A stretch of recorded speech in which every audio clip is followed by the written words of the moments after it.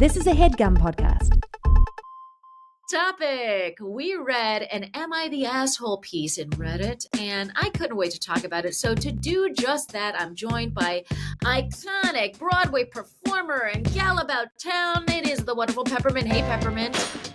I'm also joined by incomparable comedian and writer Amber Ruffin. Hey, Amber. Yippity-doo! So I'm just going to read an abbreviated version of the grievance from this potential asshole, and then we'll discuss. Here we go. This 29-year-old woman says, quote, my friend, who's 31, has told me that her husband, who's 35, has a crush on me and has recently told her that he fantasizes over me. This already makes me feel very awkward, but now she asked me if I can stop wearing makeup and wear baggy clothes around him. I mean, okay. And then she goes on to say, we went out for dinner last night at a reasonably expensive restaurant with a few others, 7 of us in total, and she texted me when I got home saying she was angry at me for, quote, looking hot after she asked me not to wear makeup. She's my friend and I want to do the right thing, but there's nothing I could wear that is baggy that would have suited the restaurant we were in. Michelin star. My style is very conservative and I was wearing a very average dress with heels. I don't want to make this life difficult for her, but what she's asking for feels unreasonable. Am I the asshole? Guys, Amber, what did you feel? Laughter, joy. I love this one. This is what Am I the Asshole is fucking for. Yeah. This is pinnacle. So here's a list of the things that's wrong with your so-called friend. Her husband. Yeah. He shouldn't be talking to her about that. He should have swallowed that and died with it. Yes. The girlfriend should have let him live like that. Like, it is shitty for her to tell her friend that her husband fantasizes about her. Yes! That's also shitty. Yeah. None of these motherfuckers keep a secret. They're all trash. Also, for you to be like, I want to hang out with this woman. She is still my friend. Where is the line? Well, now, how close a friend is she? Because in order for your friendship to survive some shit like this, y'all got to be best fucking friends. Or else cut this hoe loose. That's an unhinged thing to do. Love, Amber.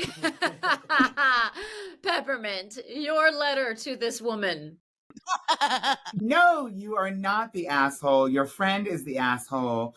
I mean, the fact that your so-called friend is going to ask you to break traditionally accepted societal norms, such as dressing at least the dress code to get into a restaurant. She wants you to break the rule, like start like not showing up presentable and looking like a heathen everywhere you go, just for her husband's little fantasy, which it's never going to happen anyway. So who cares what the husband thinks? Honey, leave the husband at home with a picture of the hot friend and the 2 girls go out to dinner. That's what I say. I mean, this is ridiculous. Yeah. I don't understand why anybody would ask. If somebody told me to stop wearing makeup and wear pants, something, I don't even own any of that, no, you do not. Anything, I would, girl, that would be the last thing she would ever remember. Never talking again. I want to say one real thing. If this is happening with your friend in her marriage, she is sad on a regular basis. Yeah. And she really does need a friend. And you should actually talk to her about it while keeping yourself the center of your world. Because, girl, this girl is depressed. And let my wife say something like that to me. I would be devastated. I'd be devastated. I mean, first of all, I was just saying, I don't know if I said it on this show, Andrew, or not, but like, my husband never admits to another woman ever being good looking. And I'll even be like, oh, look at her or whatever. He'll be like, I don't see it, whatever. He just never, ever, which is how it should be.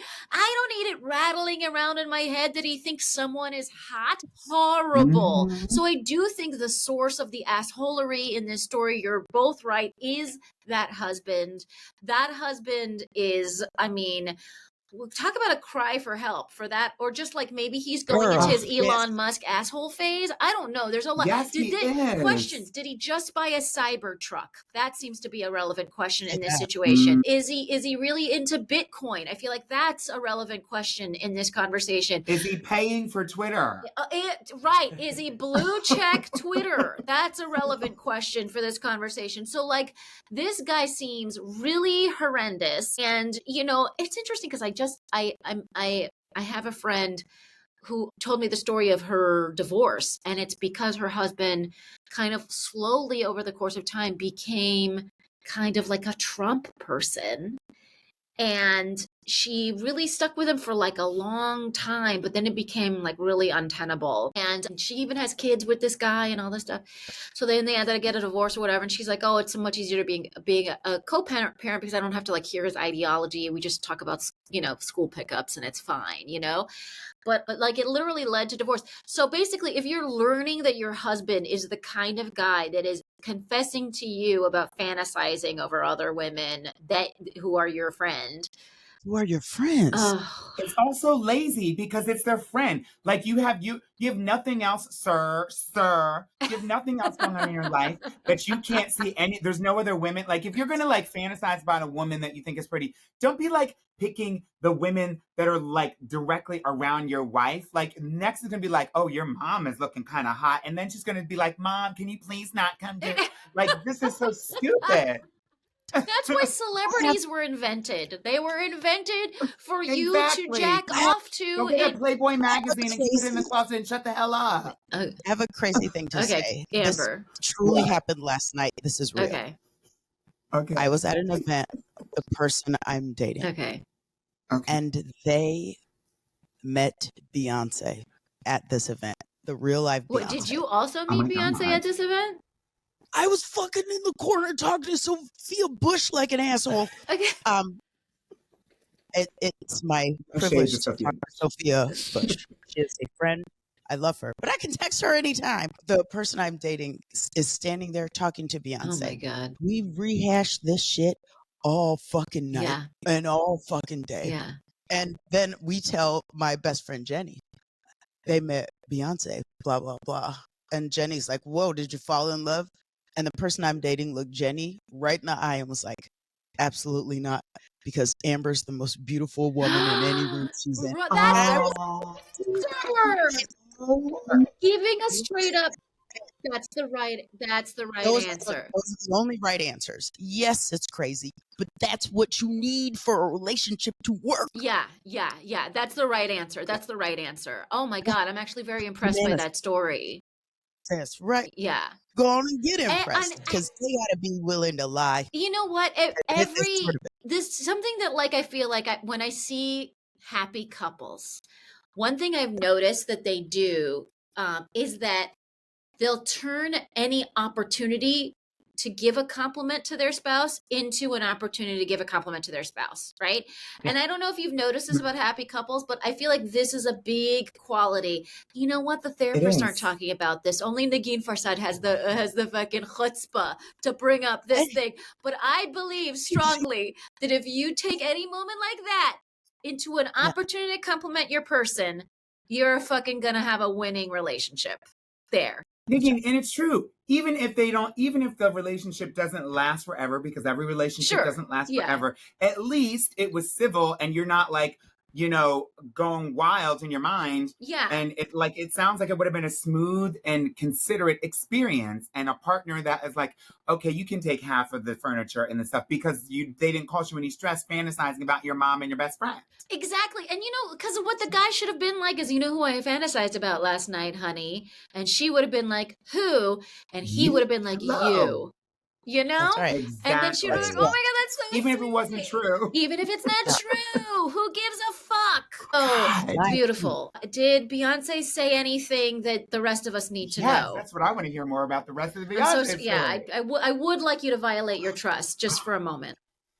Beyonce walked up to them and they said, hey, I loved what you said about your mom, because it was Beyonce's mom was getting an award. I love what you said about your mom.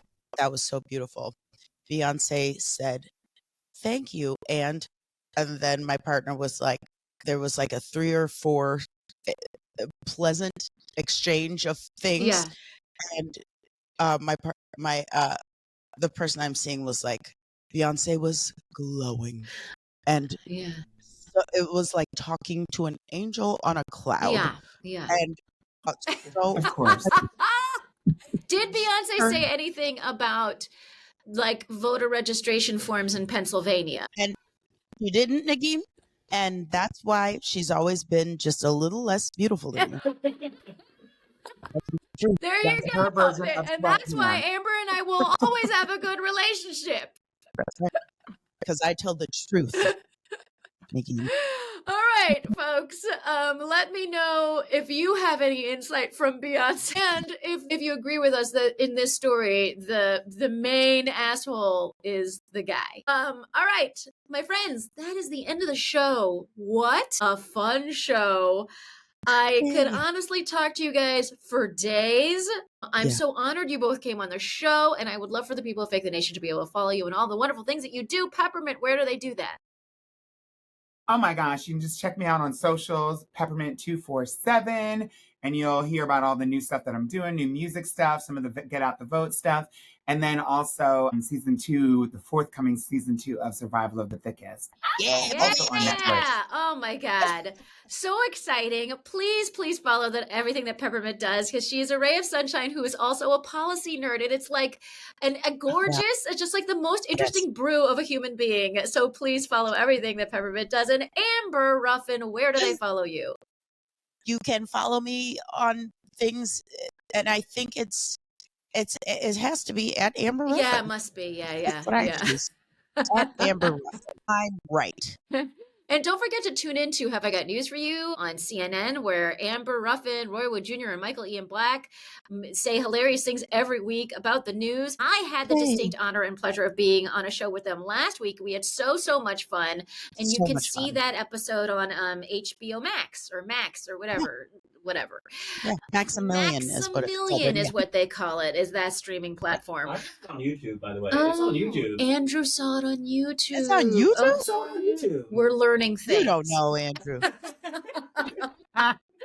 Folks, you know where to find me and everything they do. Just a reminder, I will be doing the Muslims Are Coming stand-up comedy show on October 18th in Reading, Pennsylvania. Reading, Berks County, come on out. Also, we'll talk about your mail-in ballots. Just for a moment, we'll mention them so that you all know how to do it correctly.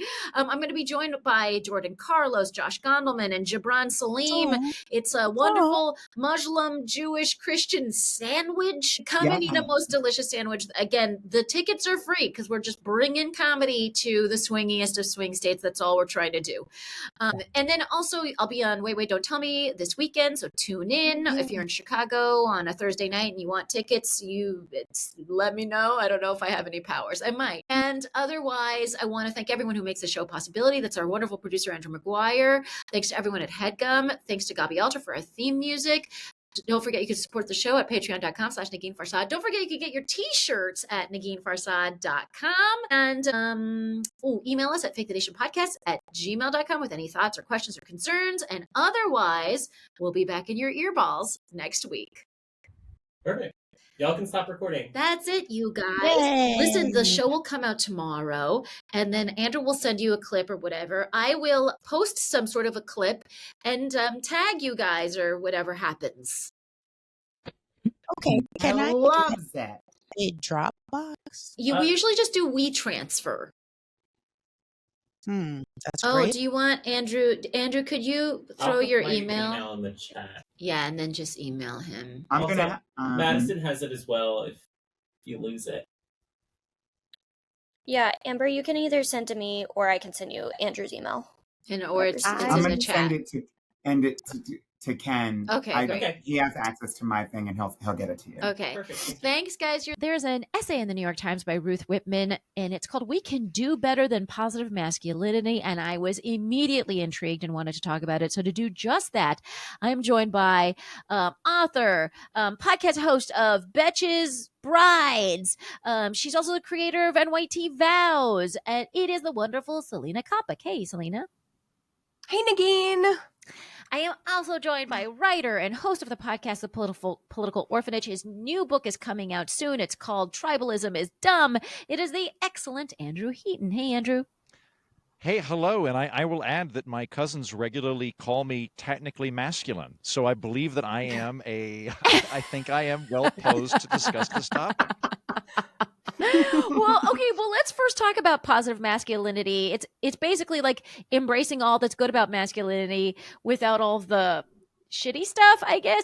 I mean, I have to be honest. I'm a little embarrassed. This article was the first time I had seen the term positive masculinity. Was this something that had been around forever and I just missed it? I think so. I mean, I don't know that Okay. I've heard capital P, capital M masculinity, but definitely this idea that there's more than one way to be masculine, and it can be, the dick that's shoving nerds in the locker that we have to save the ski lodge from, or it can be some other variant where it's kind and responsible but empathetic, something like that. So I think the idea that there's different manifestations has been around. I don't know that the term perhaps has been around that long. Selena, have you heard of it before?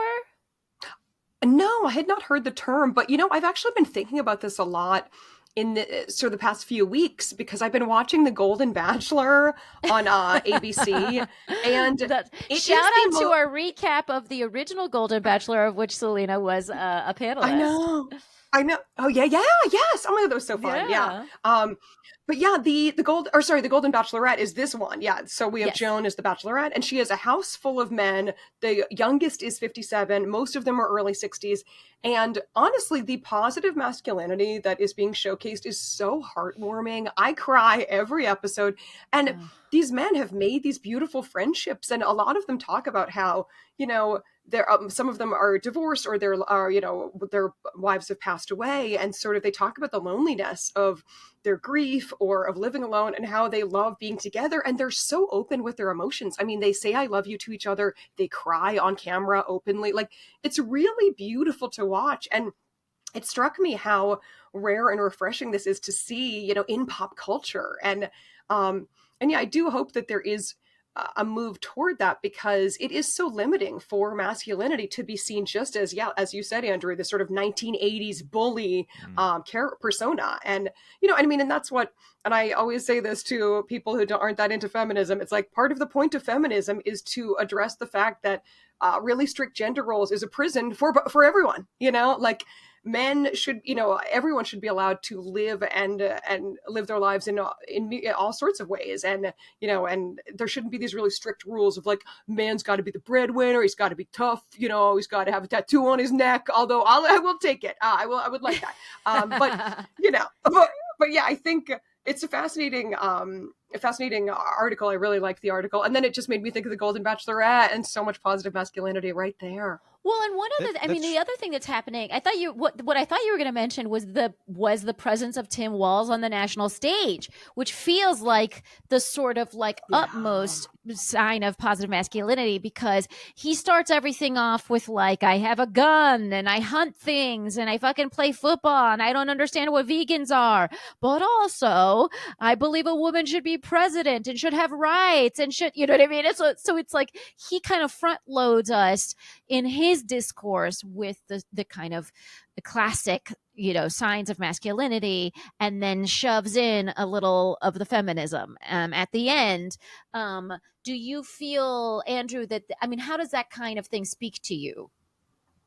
I've never viewed, I don't tend to look at the presidential election in identitarian terms. I know a lot of people do. Obviously, the first female president might be elected very soon. The first female African-American president. There's lots of firsts that are identity related. I don't tend to think that way as a voter. I'm really concerned with policy and I'm concerned with economics. So I'm wigging out over tariffs. So I've never really thought of the current election in terms of masculinity, but insofar as Walz goes, I don't see him really making a play for the masculine. I see him making a geographic play.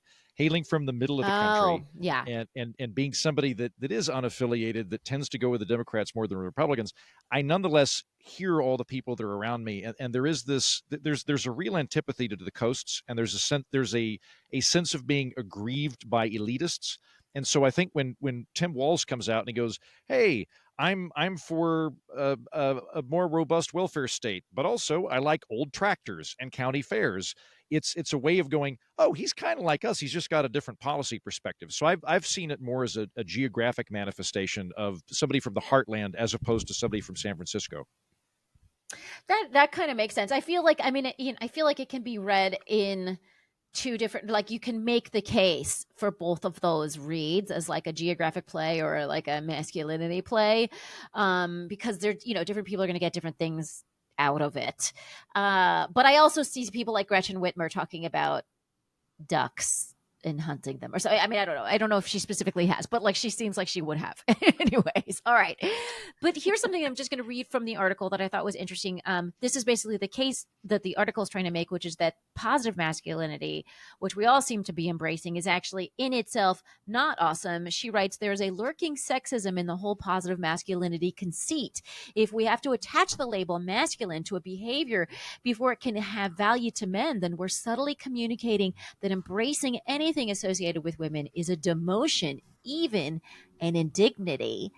Ooh, I mean, that gave me chills because my first thought when I just saw the term positive masculinity was like, well, if it works, great. But then when you kind of look deeper into it, you're like, oh, it's still the default is better be masculine or else you're feminine. That's terrible. You know what I mean? So I don't know, Selena, what did you think? Can I give? Sure. Ahead, sorry.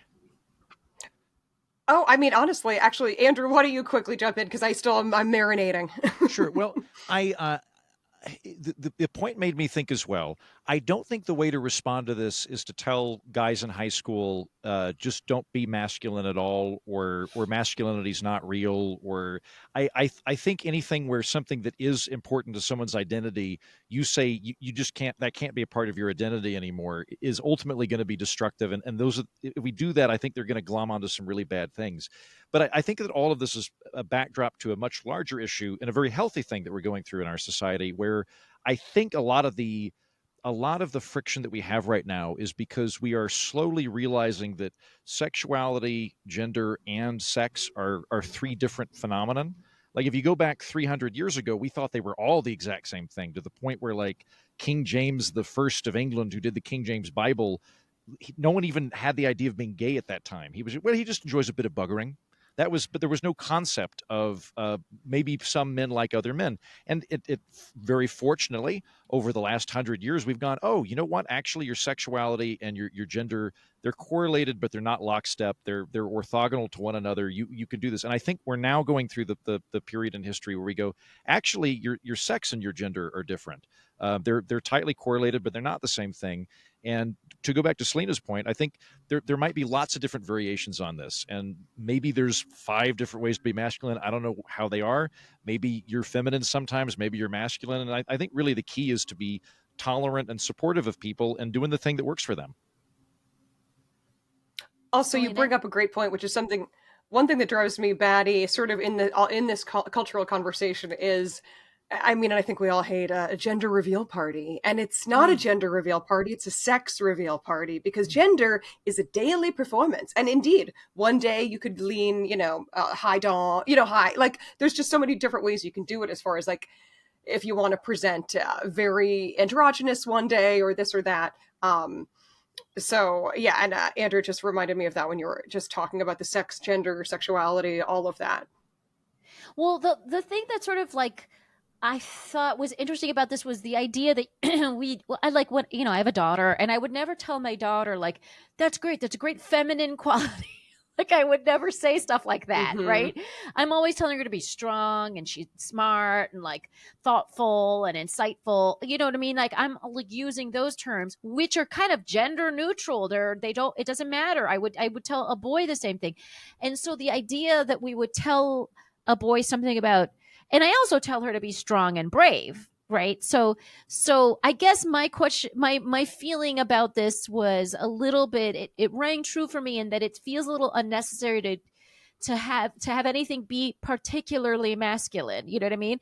Like if someone is a really good athlete and they're a boy, it doesn't have to be like, well, what a great masculine trait. This is positive masculinity at its core. Like, you could just be like, it's great that you have a lot of stick-to-itiveness and you've really practiced and you've really gotten far. Like, it's like, what does masculinity really have to do with any of that? And so I do kind of like the idea of like abandoning like the term sort of altogether. You know what I mean? It's in a way, and that, like, I'm just not sure what it does anymore. But I mean, I'm not a huge crazy ideologue about it. Like, this is just me truly throat spewing like things that I'm thinking about in the moment, having read this article. But it was interesting to me as now that I have a kid and I'm kind of like responsible for some of her thinking. You know what I mean? All right. I'm conflicted on this. I'm conflicted on this in that when I try to think of what is the essence of masculinity or femininity, I kind of come up empty-handed. I don't really know, because like being masculine is strong. Well, my mother's a very strong woman. Like, there's also, I don't know what the is that's there is. So in a sense, I think that that's probably correct, that we have kind of put a construct there. But on a practical level, having been a very insecure young man at some point, now I'm an overconfident middle-aged guy, but when I was an insecure high school male, there is this weird compulsion to like look up to other guys and emulate them. And I would want to make sure that we don't get rid of all the gender stuff if it means that they just end up going on 4chan and finding the truly toxic, awful things. I do want there to be some kind of role model they can do. That being said, though, you make a good point, Negin, and I'm not sure. I experienced some cognitive dissonance on this issue, and I don't know how to resolve it. Yeah, I mean, me too. I mean, I just also haven't thought about it, like, particularly. So it was nice to have a minute to just have a little brain exercise. That was a HeadGum podcast.